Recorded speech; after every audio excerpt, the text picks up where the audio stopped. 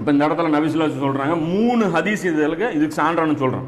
இப்போ குரானில் அதே அளவுக்கு சேலஞ்ச் இருக்குது. சரியான விளக்கங்களை கண்டுபிடிக்கிறது சரியான சேலஞ்ச்.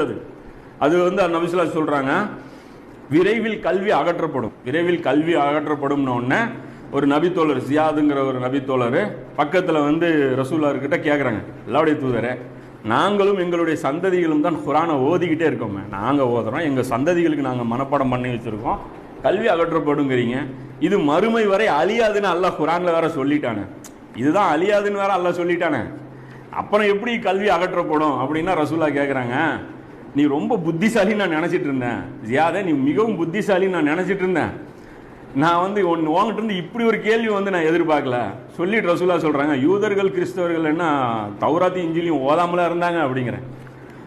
தௌராத்தி இஞ்சில் கையில் வைக்காமலாம் அவங்க வச்சுட்டு இருந்தாங்க, அவங்ககிட்டயும் புக்குகள் இருந்துச்சு. விஷயம் என்னன்னா அதிலிருந்து அவங்க நடைமுறையை மாற்றிட்டாங்க, செயல்பாடுகளை வேற வடிவத்துக்கு கொண்டு போயிட்டாங்கன்னு சொல்கிறாங்க. இது தாரமியில் 246வது ஹதீஸாக இது இருக்குது.